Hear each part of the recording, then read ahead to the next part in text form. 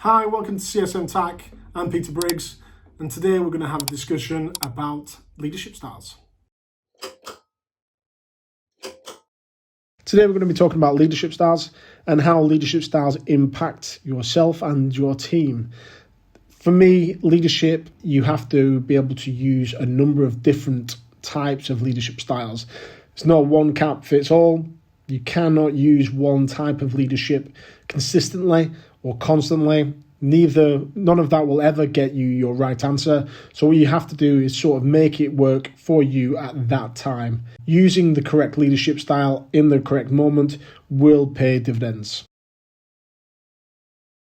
Today's video, we're going to go through a couple of number of different theories behind leadership.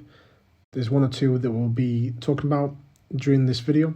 We'll analyze how those leadership styles affects your team, and then we'll use these to comprehend how to use different leadership styles to get the best out of your team whilst you're the leader. So what is a leadership style? Well, a leadership style is just a way that you portray yourself in a way that other people's either listen to you or take your lead from. There is a saying, do as I say, don't do as I do. That technically is a leadership style, not a particularly good one, not something that I think a lot of people should follow, especially nowadays, but that still is a leadership style. You've got many different types, and some of the theories either show you what types of leadership you may be, or what types you might want to be in the future, or what you feel is the best leadership style for you. Is a leader born, or is it created? Often it's a mixture of the two. The leader informs the team of how that leadership wants to work, and then the team then informs the leader how it wants to be led.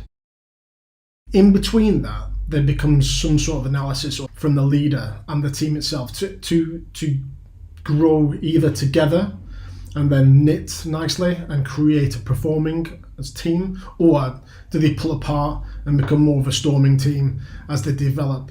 And we will get onto the performing storming element on a later video, but first and foremost, we've got to look at yourself, and that's why self-analysis and self-awareness is probably more important at this stage. So we're going to just discuss some of the different types of leadership styles. We're going to go with a path goal theory promulgated in the 1970s. You've got the Lewin leadership style from the 30s, which pretty much just sets the stall out for a lot of our leadership understanding.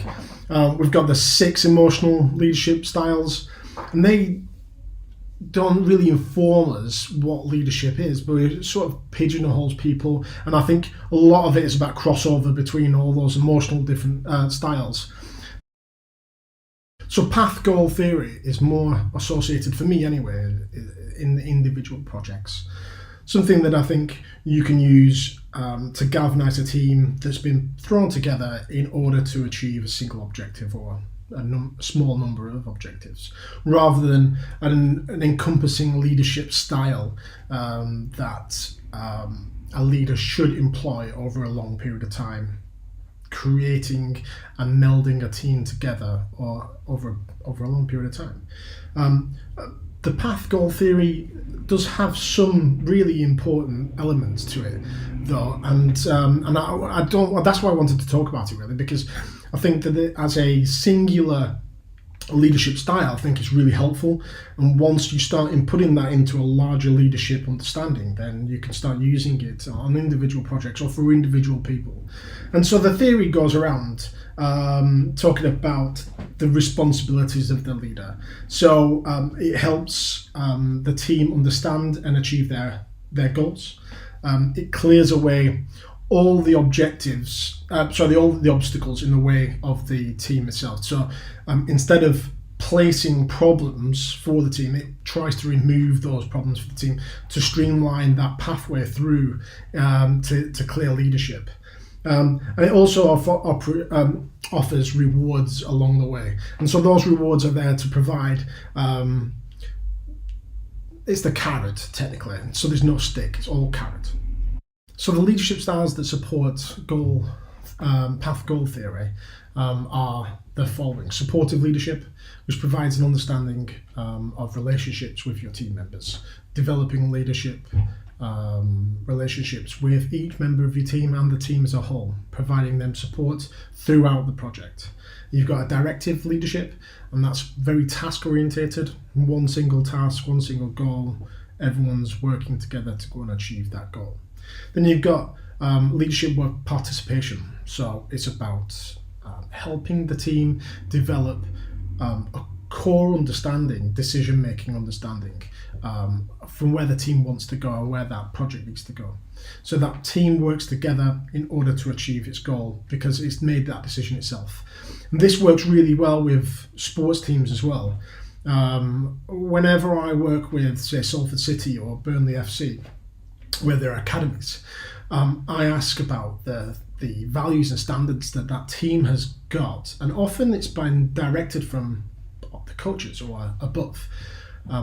But the best sort of decisions are made by the group, because what happens is the group starts to police itself, and those decisions then become an ethos more than something that's been directed. It becomes more important to the team because it's their decision in the first place. And then you've got a team, you've got achievement orientated leadership. So that's bite-sized chunks of achievements or tasks or endpoints that you can just supplement all the way through your course, and gives everyone a sense of success at every step of the way.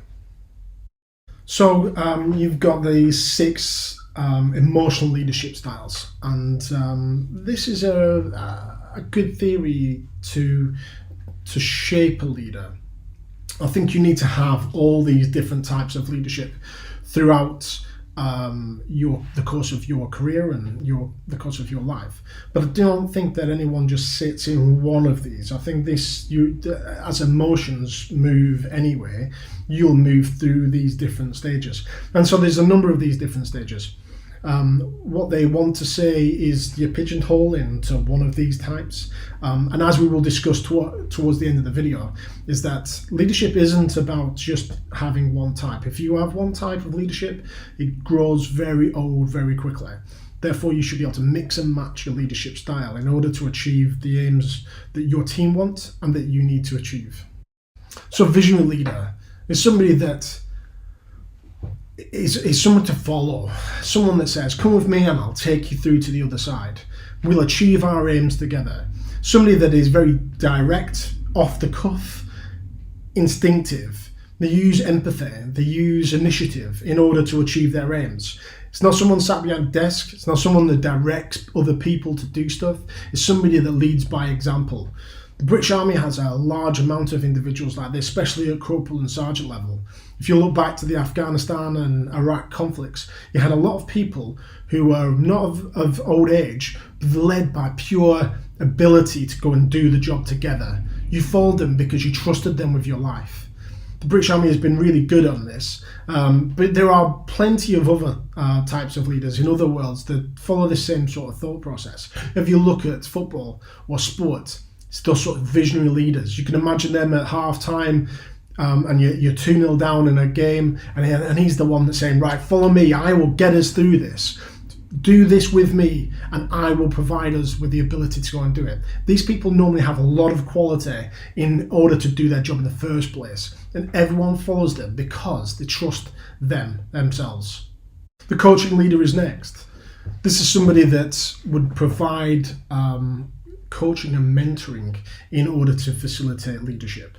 So maybe do it this way. This is something you could do. See what works for you. This is the sort of attitude that a coaching leadership would have. They would provide team members with individual goals and set their values, and only to make them understand where they need to go and make them better as a result of that, the coaching itself. A lot of this is to do with personality. A lot of it has to be with their coaching ability in the first place. You've got to be able to trust what they're telling you in the first place. So that experience and understanding has to be there. You wouldn't trust someone to be a scuba diver when they've never scuba dived before. So that's not really a coaching mechanism. So you've got to have some experience in that world in the first place. And that's when that leadership comes out because they're saying, I've tried these, I've done the mistakes, and you can learn from my mistakes. Try this, try that.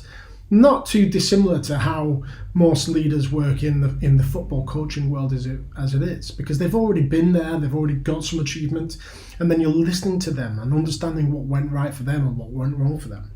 Affirmative leadership is often associated with developing the team after conflict. It's somebody that the team comes first, the individuals come first, working as a collective. So this is very emotionally driven, it's very motivational driven, but it's also very individual driven. And so what you're trying to do is just try and give that team a little bit of TLC, especially after a bit of conflict or a little bit of an argument or after a storming session, which may be that people didn't feel like that they've got their points over or had their voices heard. Giving them an understanding of how you can provide that arm around the shoulder will help them develop as an individual. Not always going to be possible, especially when you've got tight deadlines and you're working towards key objectives. Sometimes you just have to feed this in at certain stages just to develop individuals. And like I said earlier, it's not about having a one cap fits all. This can't work if you're not able to change your hats to make sure that you are a different leader to each individual. You are the leader that they require every single time that they walk through that door in the morning. A democratic leader is somebody that asks the team their opinion, gathers that information, and then makes an answer out of that. This is great. This is really good leadership style, if time permits. Sometimes this cannot always work. You can't be a democratic leader if time doesn't permit. Remember, time is the undefeated enemy. If you've ever got any tight deadlines, then being a democratic leader sometimes prevents you from getting the answer that you need to have, because you've got to ask too many questions, you're going to ask too many people. If you have time, then a democratic leader makes everyone feel like they've got a voice, they've got an understanding, and that they're part of the solution, not part of the problem. So it's very empowering, very much motivational, but also can damage your decision-making process if you haven't got the time to do so. A pace-setting leader is somebody that drives the team. It's very goal-orientated. You do not have time for people who cannot keep up with you. You are going towards your goal and you will achieve it. You drive forward, and all those people that can follow, great, get on board, we're going now. Everyone that can't, get left behind. And so you've got to have pace setting as a leadership trait. You've got to have that ability to go and achieve that aim, and those high performing individuals that you have in your team will love pace setting leaders. However, if you've got some people in your team that aren't quite as good as you, or aren't quite as good as other members of your team, then this could be very daunting, because they are no longer being supported, they're being dragged along, and they don't feel comfortable. So therefore, give them the opportunity. Pace setting is really good for tight deadlines. Come on, do as I say right now, let's go, but then have some consideration for other people. The commanding leader. This probably, we'll come across this quite a few times now. The different type of leader is do what I tell you right now. This sometimes gets pinged against the British Army's way of dealing with leadership, and we will talk about that when we talk about transactional and transitional leadership in the British Army. And there is a time and place for all of that. Tight deadlines, really important to just do what you're told and get it done as quickly as possible. But this doesn't really give your team much scope in growth, and it doesn't give them an opportunity to talk through their problems, maybe some of these solutions that they could find. You don't give them time to do that. You're just telling them the answer.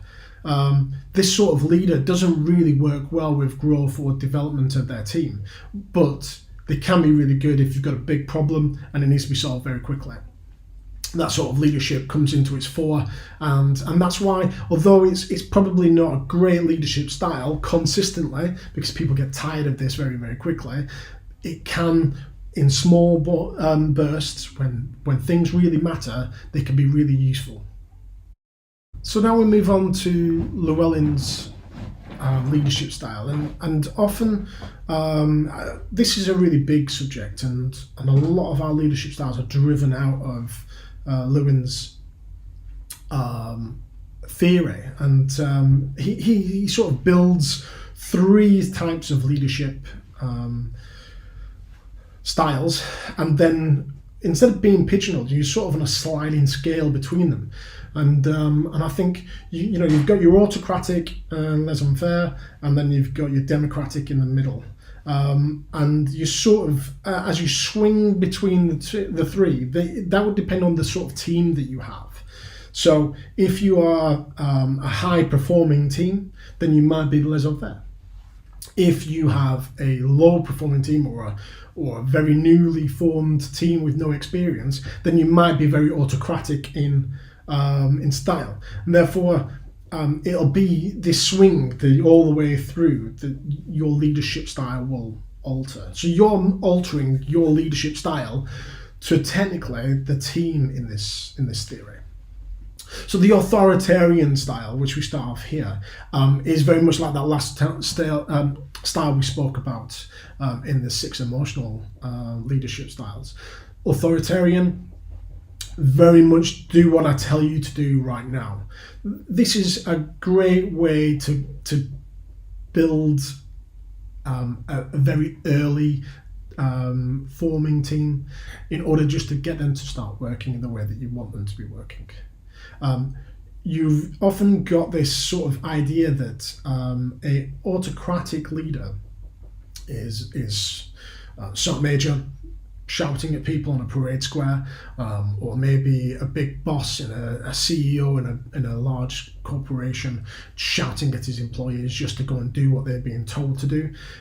That's not often the case. You might get recruits first into the British Army feel like they're working in an autocratic leadership style, but what you'll find is that it's not quite as autocratic as you would think, because there's a lot of growth for those individuals as they go along. The growth is the shouting, the growth is that understanding of what happens if it goes wrong. So the autocratic leadership style can be used in a learning style itself, but sparingly, because often it wears very thin very quickly, and actually you don't achieve the aims that you need to achieve often because there's too much stick and not enough carrot. So autocratic it's a leadership style that you can use in order to facilitate small short-term tasks, something that's very immediate. I always think of autocratic being, you're in a position where the enemy's firing on your location, and you just need to get through the next 10 minutes just so then you can survive. Autocratic leadership at that moment in time is exactly what you need it to be. Just get up, do what I tell you to do, and you will live. You will get through this. If you had a democratic style that point, or then a participative style at that point, then you end up with this idea that you'd be sat there forever trying to make up a decision, because some people won't like it and some people will like it, and you'll never make a consensus. That's when you need the autocratic leader. You need someone just to say, shut up, get this done now, I'm telling you, go and do it, and give them a boot, technically. But then the other side of that is that a lot of people don't want to be autocratic and end up wanting to be more democratic or laissez-faire. But that's not how leadership works in a lot of workplaces. You always tend to fall closer to autocratic rather than democratic. So, for example, when you walk onto your floor plate and you're handing out work, you're not asking their opinion, you're just firing out the work that needs to be done. You've been told to do it, therefore you're telling everyone else to do it. That's not really democratic. You're no longer involving them in the decision-making process. You're actually being very autocratic here. So a lot of people will say that they're not autocratic. They'll probably sit more democratic, but in actual fact, a lot of the work that we do is autocratic because we just get told to do it, and that's what we need to do. Lewin's democratic leadership style is somebody that can go out and find out the decision-making process of their team, to find out their answers. It's very much team orientated, very much goal orientated for the team. You are there talking to the team and asking them, what do you think? How would you attack this? Now, this is very teacher orientated. So when you're sat in a classroom, instead of giving them the answers, the teacher needs to draw those answers out of them. You give them the answers in a roundabout way and then ask them to sort of come up with their own solution. Democratic only works if you actually take that decision forward. A lot of people like to be involved in the process, but then they'll still make the decision that they made in the prior, or they're confirming it. And we'll talk about confirmation and the way that we work our decision-making processes out in a later video when we start talking about decision-making and problem-solving. But what you've got to be very careful of here is that you feel like them giving you the answer that you wanted and not the answer that they're actually giving you. And so democratic is very, very... there's certain skills you need to portray. The skills that listening skills, active listening being one of the most important skills here, and being able to understand the information that they're trying to give you. Democratic leadership is often about giving your team the ability to give you the answers. But if you are not listening to those answers correctly, not taking that information on, then you don't fall inside this leadership style. So I probably have to apologise to any French speakers here, because laissez-faire for me, well, with a Burnley accent, it sounds awful. So I do apologise to any French speakers out there. This is a leadership style that gives all the authority to the team. Delegation is key here. Delegating, not responsibility, just the tasks. The leader still takes the responsibility. The leader cannot offshoot the responsibility to his team. They cannot say, well, they said they'd do this, because that's no leadership at all. There's no leadership whatsoever in that. Throwing your team under the bus will not support you as being a leader whatsoever. So laissez-faire is more about giving the team the authority to do what they need to do and make their decisions that they need to make. This is really great in a high-performing team. You just get the team to go on. And I always think about this as being the F1 Formula One team that sorts out the vehicle as it comes into its pit stop. No one's overarching, no one's telling everyone what to do, or make sure you drill that hole first and make sure you put that bolt in next. No one's telling them that. They all know their job. They all know what they need to do. They just get on with it. You give them decisions. If they need to do that first, then they go and do that first. Time is really important, but their high-performing team knows exactly what they need to do. Now, if you're a leader of a team that's very specialist, is dealing with a specialist subject, and you've got specialists in your team, then this sort of leadership style is really great. Let them come up with their decisions. I'd rather be involved in the decision-making process, but I might not have an opinion. Just listening to those sort of leaders, those sort of team members, understanding where their decision-making process is going to be, will help me later on become a better leader. So then I can sort of interject with a little bit more information. But let those individuals who are really high-performing get on with their task.